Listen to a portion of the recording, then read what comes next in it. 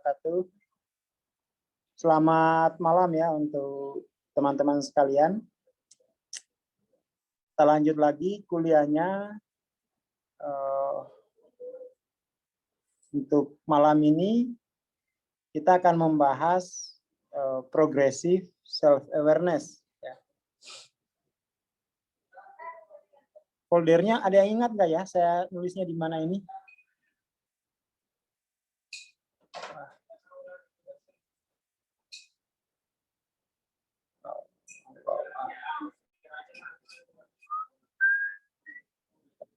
Lah kita bikin modul baru aja.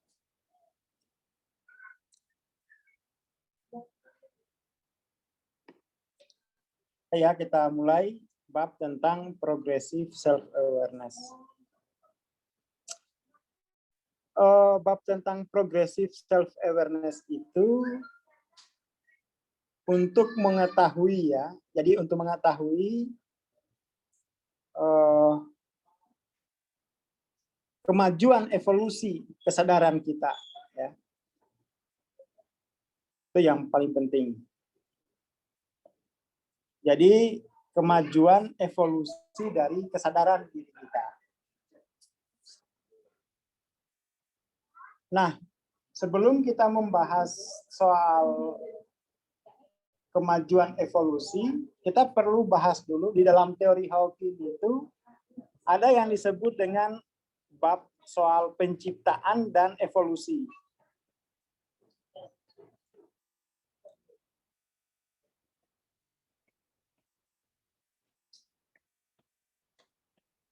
Jadi seluruh penciptaan itu sudah sempurna, ya. Jadi seluruh penciptaan itu sudah sempurna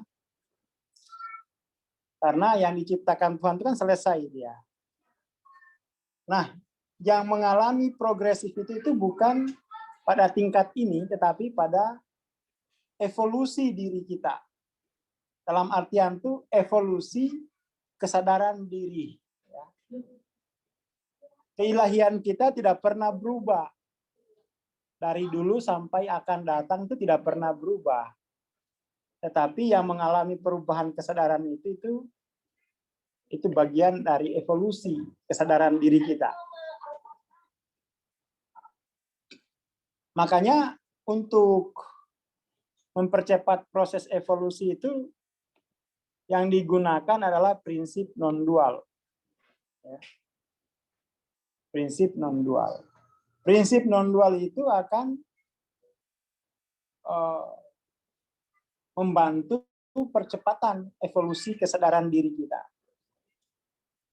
Mungkin biar lebih jelas perbedaan penciptaan dan evolusi itu, saya mau jelaskan dengan cara begini. Jadi diri kita ya itu kan punya aspek keilahian. Ya kan punya aspek keilahian. Aspek keilahiannya ini kan tidak pernah berubah. Tetapi ada aspek kemanusiaannya. Aspek kemanusiaan inilah kesadaran akan kemanusiaan ini yang mengalami perubahan. Jadi kemanusiaan kita itu kan berangkat dari ruang waktu dimensi 1, ya toh? Ruang waktu dimensi 1. Ruang waktu dimensi 1 itu kan ruang waktu kita dalam kandungan, ya toh? Kan sudah mulai di situ sejarah kemanusiaan kita. Setelah dalam kandungan kemudian mengalami evolusi lagi dalam ruang waktu dimensi 2. Dalam ruang waktu dimensi 2 itu kan kita hidup di ruang waktu instingtif ya. Kalau ini ruang waktu vegetatif, ini ruang waktu instingtif. Jadi dalam ruang waktu instingtif itu kita hidup seperti di alam mimpi ya. Itu kan berarti bayi ya, bayi yang sudah lahir itu dia bereksistensi di ruang waktu dimensi 2. Lalu kemudian kesadarannya tumbuh lagi, lalu bereksistensi di dimensi 3. Ruang waktu di dimensi 3 ini, jiwa itu sudah mulai sadar efek materi. Jadi misalnya di ruang waktu dimensi 3 itu, anak itu sudah mulai menyadari kalau api itu panas. Ya kan? Kalau dimensi 2 itu nggak sadar. Anak-anak bayi itu, ya, kalau lihat api kan nggak sadar tuh kalau itu panas. Tapi kalau anak yang sudah dimensi 3, paling enggak dia udah sadar kalau api itu panas. Makanya dia nggak mau pegang lagi. Tapi kalau bayi, itu dia nggak akan sadar ya, api itu panas. Ini mirip dengan binatang lah ya. Binatang itu kan kalau nyebrang jalan tuh dan memperhitungkan efek kalau ketabrak. Nyebrang-nyebrang aja tuh. Tapi kalau dimensi 3 itu paling enggak sudah ada efek materi itu sudah tersadari. Sementara dimensi 4 itu dia mulai sadar sebab akibat, sadar kausalitas. Contohnya begini, ya. Contohnya orang merokok. Kalau perokok itu kan dia kalau di dimensi 3-nya rasanya nikmat, ya toh? Efek dari rokok itu pada dimensi 3 itu nikmat. Tetapi dia belum sadar efeknya di masa depan karena dia nggak mengerti kausalitas sebab akibat, bahwa kalau merokok itu nanti 20 tahun ke depan akan jadi begini-begini. Dia belum sadar itu, makanya nggak mau berhenti. Kalau orang itu sadar sebab akibat, dia langsung mau berhenti sekarang, walaupun efeknya itu di masa depan belum sampai. Nah, yang disebut dengan evolusi kesadaran kira-kira itu seperti ini ya. Yang disebut evolusi kira-kira seperti itu.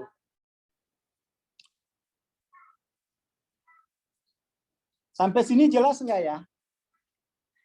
Coba konfirmasi dulu. Soal evolusi itu kira-kira jelas nggak? Gimana nih? Oh, ya, oke, udah jelas. Oke ya. Apa yang disebut dengan evolusi kesadaran itu seperti itu. Oke lah.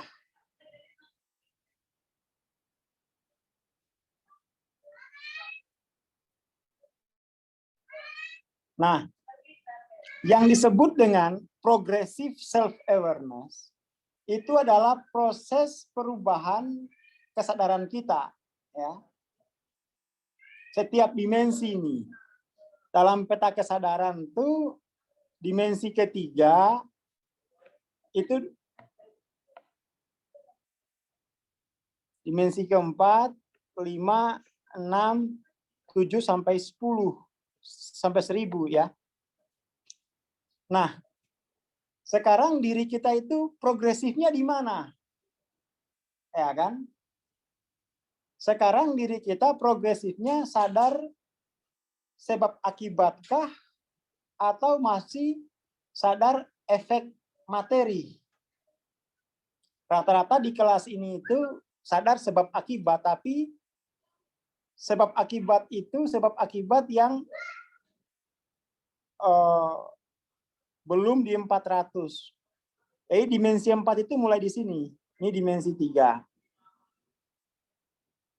Ya. Ini dimensi 5, 6, 7. 8, 9, 10. Nah,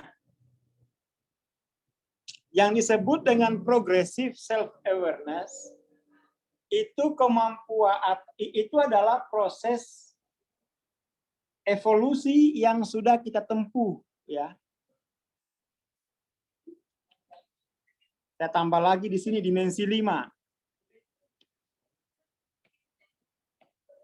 Dimensi 5 itu dia bukan lagi sadar sebab akibat, tapi sadar bereksistensi.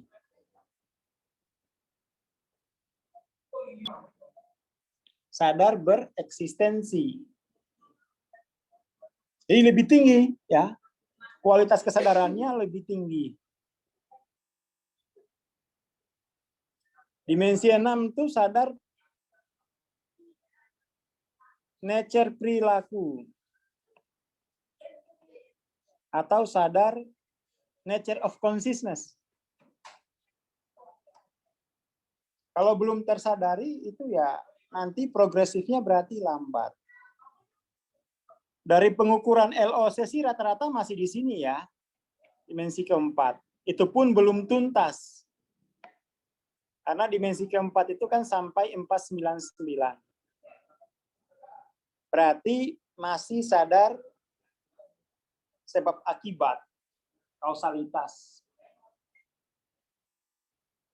Seperti itu. Nah, kemudian kita akan bertanya, bagaimana cara mempercepat evolusi kesadaran? Itu kan poin paling penting ya. Cara yang pertama itu mesti menggunakan prinsip non-dual. Menggunakan prinsip non-dual. Yang kedua itu mesti punya kemampuan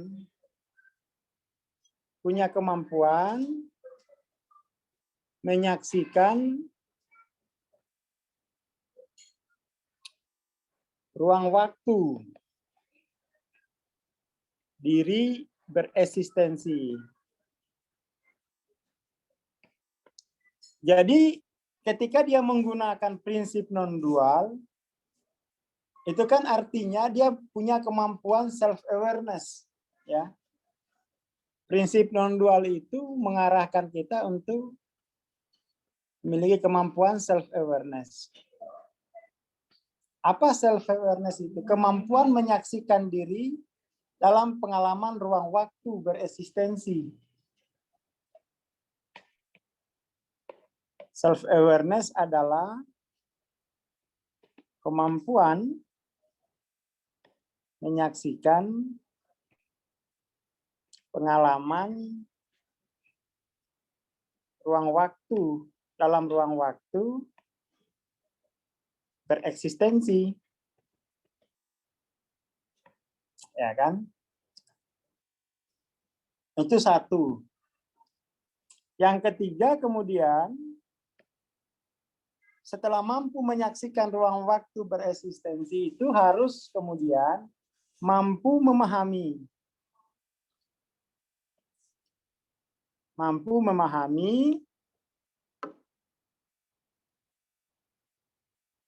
spiritual law, ya. Spiritual law dalam setiap ruang waktu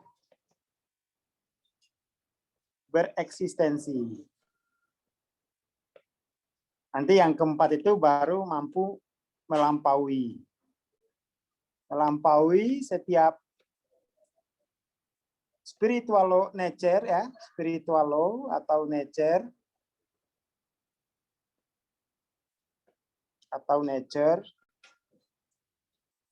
dalam setiap ruang waktu bereksistensi. Nah, makanya kemudian tuh saya kira kalau ini teman-teman udah mampu lah ya. Jadi bagaimana kemudian tuh bisa punya kemampuan menyaksikan ruang waktu diri bereksistensi. Itu dengan menggunakan logika orang ketiga menyaksikan orang pertama, orang kedua. Saya kira materi tentang ini sudah ini ya. Tinggal dicek lagi.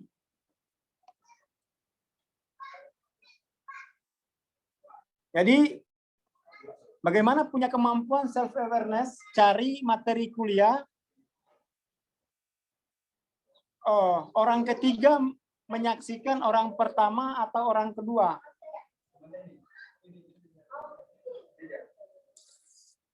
Tuh ya, dicari kuliahnya sudah di sini. Itu sudah dikuliahkan, tinggal di CV ya. Ya, nanti tolong Basani di itu ya. Linknya nanti dikasihkan ke Kotoni ya. Mas Jamim, nanti biar kemudian tuh Kotoni yang bagikan di grup. Nah, soal mampu memahami spiritual law dalam ruang waktu bereksistensi. Disinilah pentingnya kita memahami nature dimensi ketiga. 20, 30, 50, 75, 100 sampai 175. Ya. Jadi alasan kenapa kita harus kuliah 20, 30 itu dalam rangka untuk meningkatkan kemampuan diri sebagai penyaksi. Penyaksi itu kemampuannya seperti ini.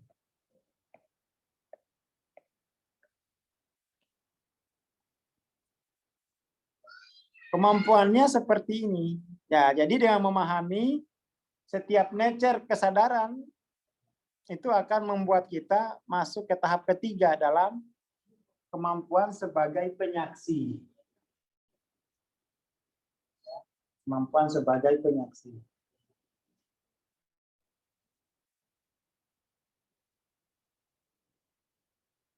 Seperti itu. Nah, malam ini kita coba dulu memahami nature 20. Jadi dalam dimensi 3 itu, dalam ruang waktu dimensi 3, itu ada nature 20. Ya.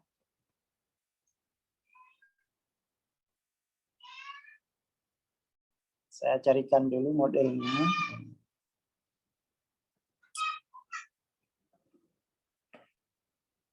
Jadi dalam ruang waktu dimensi 3 ini ada nature 20 sampai 175.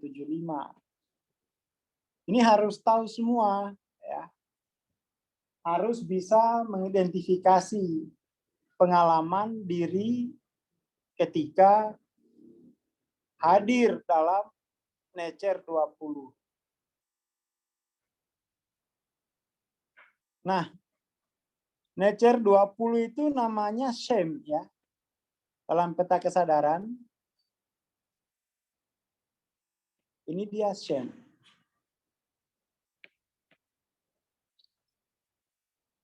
Kalau diri kita hadir dalam nature shame ini, apalagi kalau LOC kita masih dimensi 3 atau 4, itu efeknya sangat menyakitkan. Ya. Efek dari nature ini sangat menyakitkan.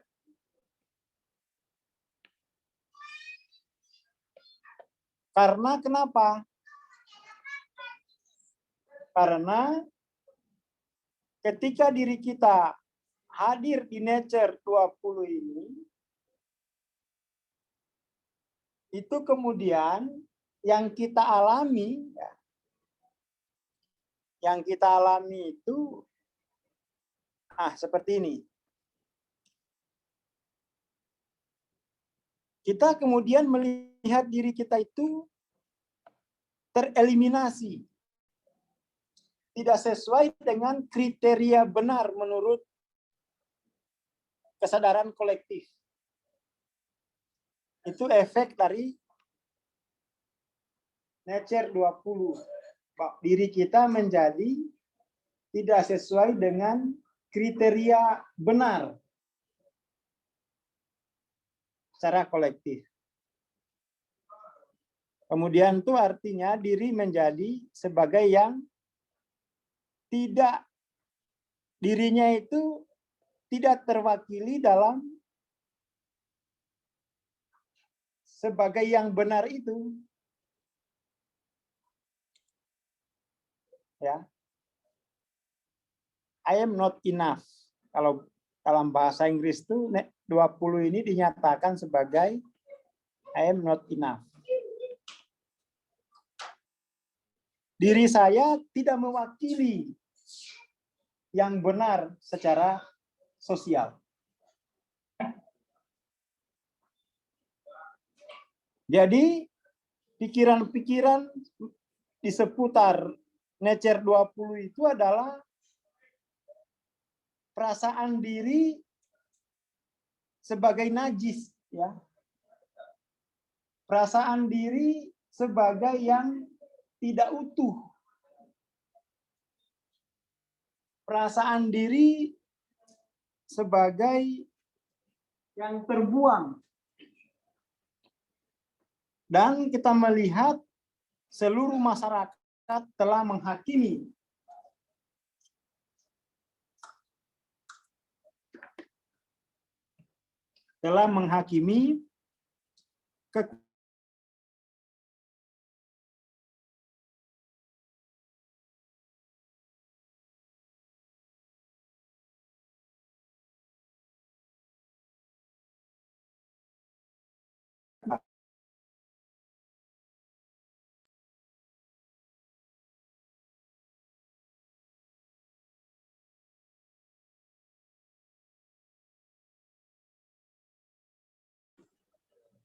suaranya hilang, ya.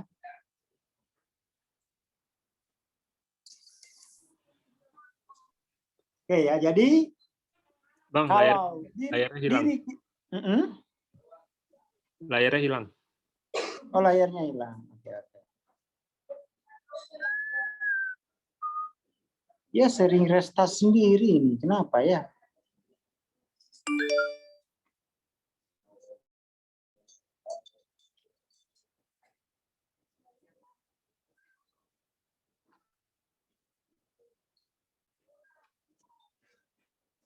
Oke, ya. Jadi pada Nature 20 ini diri kita itu mengalami realitas dirinya kemudian terbelah, tidak utuh. Ya. Dan kita juga menjadi setuju bahwa diri kita memang tidak utuh seperti yang lain.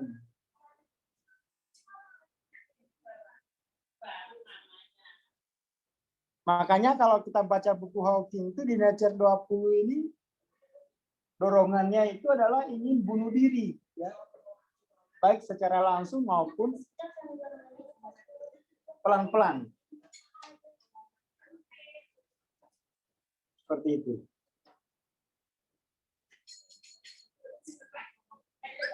Contoh yang paling gampang itu misalnya body shame. Body shame, orang berat badannya itu katakanlah 180 kilo. Karena berat badan, kalau dia dengan berat badan 180 kilo, lalu kemudian terjebak di nature shame, maka 180 kilo ini akan menjadi alasan. Menjadi alasan bahwa dirinya tidak utuh, dalam pengertian itu dirinya tidak mewakili konsep benar secara kolektif, tidak mewakili konsep cantik secara kolektif, tidak mewakili konsep sehat secara kolektif, sehingga kemudian itu memiliki diri seperti ini itu seperti kita membawa-bawa najis kemana-mana. Itu pengaruh nature shame, ya. Jadi shame ini erat kaitannya dengan budaya, ya. Erat kaitannya dengan budaya setempat. Seperti itu.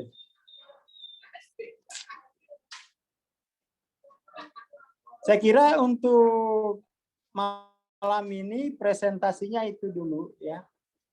Setidaknya kita udah apa sih progressive self awareness itu, lalu kemampuan apa saja yang mesti dimiliki oleh diri kita sehingga mampu menyaksikan pengalaman bereksistensi dalam ruang waktu ya. Apa artinya itu evolusi? Kita jadi mengerti, oh proses evolusi itu adalah proses evolusi kesadaran. Kurang lebih seperti itu. Mungkin kalau ada pertanyaan silakan ya.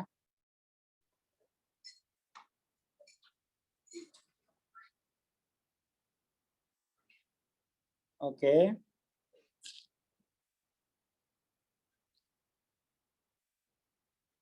Jadi teman-teman ini perlu itu memahami setiap nature ini ya dan dampaknya jika kita terjebak pada nature 20 ini. Seperti itu. Nature 30 nanti kita akan jelaskan minggu depan. Tapi kurang lebih begitulah. Kurang lebih begitulah cara memahaminya. Ya. Seperti itu.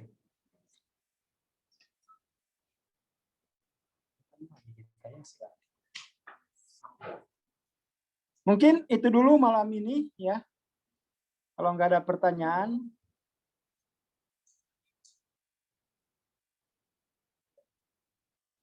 Oh, dan dampaknya secara finansial itu ini ya nggak hanya secara finansial ya. Secara kepribadian mungkin ya. Secara kepribadian itu cenderung menarik diri. Menarik diri dari sosial. Jadi sebelum ke kalau finansial pasti ya ini saldonya ya kembang kempis aja ini. Dan yang paling nyata itu mungkin dia tidak akan punya sumber penghasilan. Sumber penghasilannya itu tidak jelas. Itu salah satu dampak dari nature shame pada kepribadian kita yang dikaitkan dengan finansial.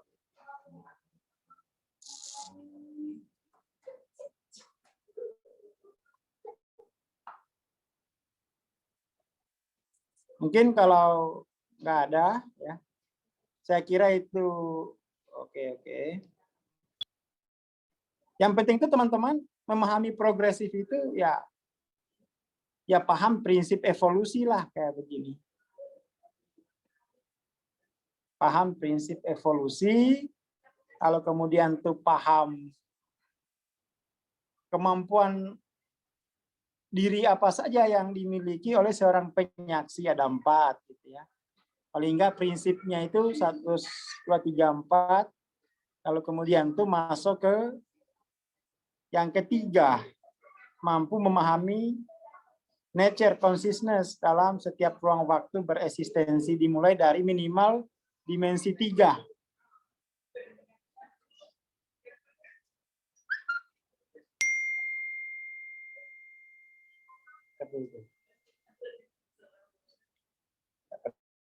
Pertanyaan lagi ini. Ya, bagaimana cara menaikkan energi? Dilampaui. Ya. Cara melampauinya itu Mas Imam harus memahami nature shame itu. Ya, kalau coba-coba nggak jadi, Mas. Kalau nggak boleh coba-coba, harus punya ilmu. Kan ini kan pekerjaan klinis, ya, pekerjaan klinis. Kalau belum tahu ya nggak bisa. Kalau yang sudah tahu aja kadang-kadang itu nggak mampu kok. Apalagi yang sekedar coba-coba ya kan nggak bisa itu. Misalnya dok mau membeda jantung itu terus coba-coba, bukannya sehat malah orang mati. Kalau coba-coba gitu ya. Jadi ini bukan soal coba-coba, Tapi persoalannya Mas Imam ini punya ilmunya apa enggak? Enggak bisa coba-coba. Kalau belum tahu ilmunya, pelajari ilmunya, ya. Baru bisa praktek dia.